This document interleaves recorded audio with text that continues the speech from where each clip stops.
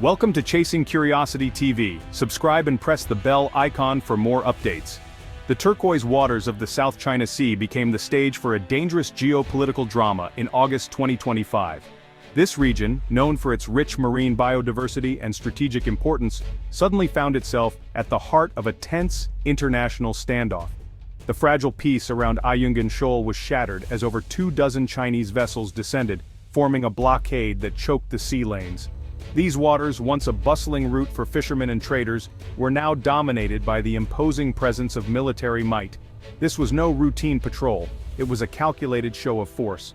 The Chinese Navy, with its formidable fleet, was sending a clear message to the world. Their claim over these contested waters was not to be challenged lightly. Philippine Coast Guard crews, on a routine resupply mission to the BRP Sierra Madre, watched as their path was systematically cut off.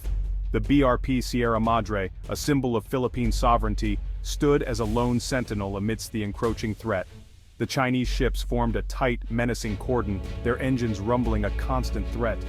The sound of the engines was a reminder of the power imbalance, echoing across the waters like a warning. Filipino sailors faced not just rival patrol boats, but the coordinated might of a superpower. Their resolve was tested as they stood firm, knowing that their actions were being scrutinized by the international community.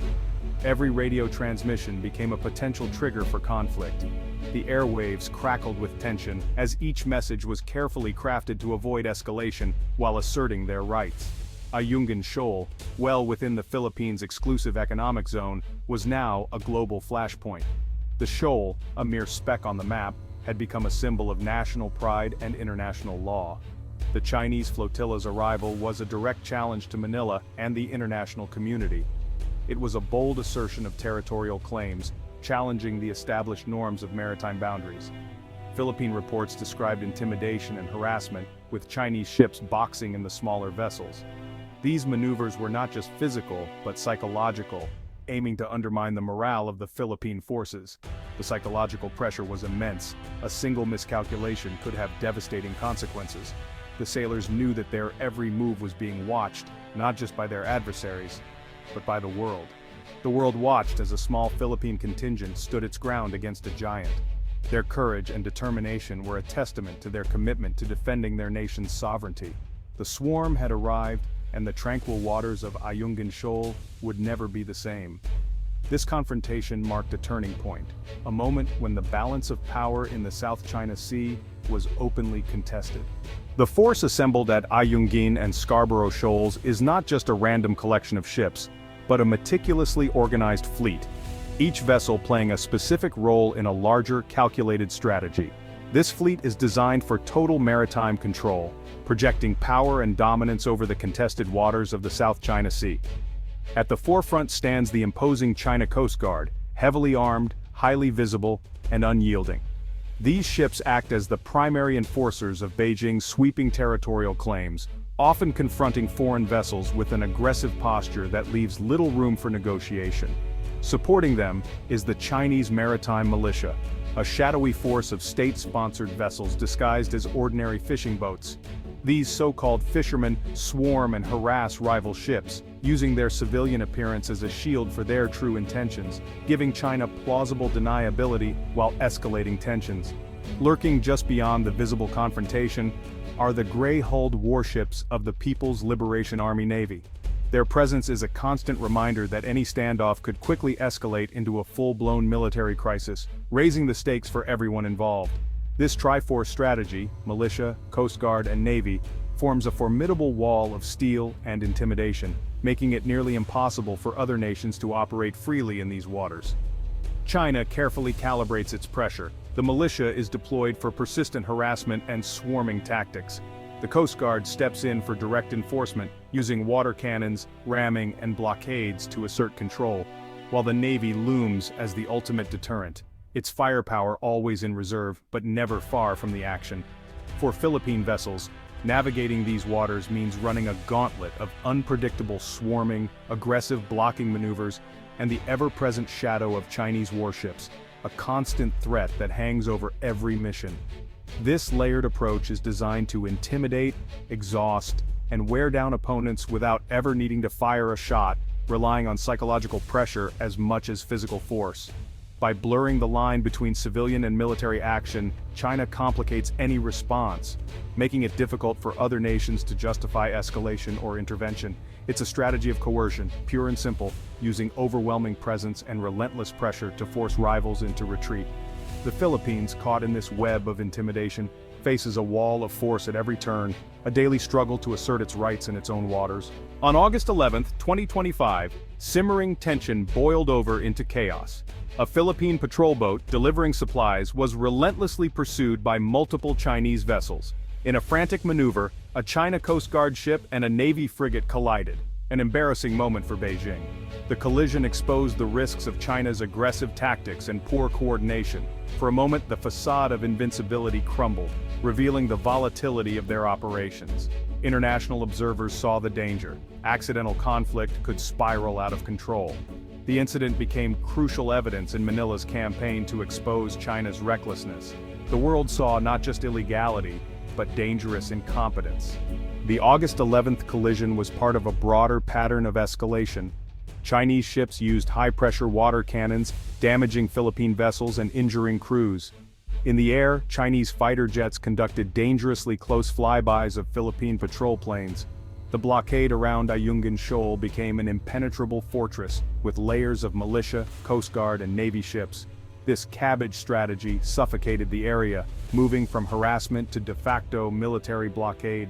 China's multi-domain pressure at sea and in the sky aimed to exhaust Manila's resources and break its will.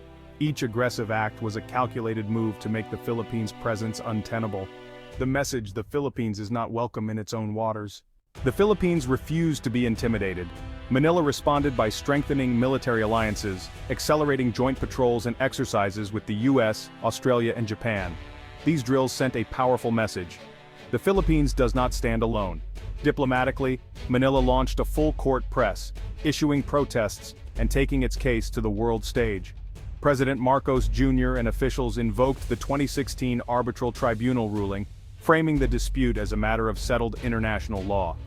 Assertive transparency became a weapon. Every incident was documented and shared globally. This strategy turned China's gray zone tactics into black and white evidence of aggression. By shining a light on events at sea, Manila galvanized international support. The core of Manila's stand: legal legitimacy, strong alliances, and the power of truth. The message to Beijing: we will not be bullied or surrender our sovereign rights. Beyond geopolitics, the crisis at Ayungin Shoal has a devastating human cost. Filipino fishermen, who have relied on these waters for generations, now face empty nets and blocked routes. The Chinese blockade has severed their lifeline, pushing families deeper into poverty. Stories from coastal villages reveal fear, lost income, and a sense of injustice. The economic ripple affects entire communities, from market vendors to boat mechanics. The sea, once a symbol of sustenance, is now a source of anxiety and danger. Manila highlights these stories, framing the conflict as a fight for basic human rights. The human cost transforms an abstract dispute into a story of struggle and resilience. China's activities in the South China Sea are causing catastrophic environmental destruction. The coral reefs around Ayungin and Scarborough Shoals, vital marine ecosystems, are being crushed by ship movements and destructive fishing. Reports document giant clam harvesting and deliberate coral destruction, leaving barren wastelands where vibrant reefs once thrived. The collapse in fish stocks threatens regional food security for millions. Manila presents scientific evidence to highlight this environmental crisis on the world stage. The destruction links China's disregard for law with disregard for global environmental norms. The scarred reefs stand as a silent testament to the true cost of China's actions. At the heart of the conflict is a clash of narratives. The Philippines stands on the principles of international law, grounded in UNCLOS and affirmed by the 2016 Hague ruling. Ayungin Shoal lies well within the Philippines' exclusive economic zone. China, however, bases its claims on vague historic rights and the 9-dash line, dismissing the tribunal's decision. This is more than a territorial dispute. It's a battle for the future of global governance. The Philippines' insistence on law is a stand for every smaller nation. The outcome will determine if the world's oceans are ruled by law or by might. The Philippines' strategy of alliances and transparency has become its most effective weapon in the complex geopolitical landscape of the South China Sea. By fostering strong relationships with other nations, the Philippines has positioned itself as a key player in maintaining regional stability. Unable to match China militarily, Manila built a coalition of nations committed to a free and open Indo-Pacific. This coalition is not just a military alliance but a shared vision for peace and prosperity in the region. Strengthened defense treaties and new partnerships send a clear message: aggression will have global consequences. These agreements are more than just words on paper. They are a testament to the collective resolve of nations to stand against coercion. Transparency, embedding journalists and releasing evidence, has won the information war.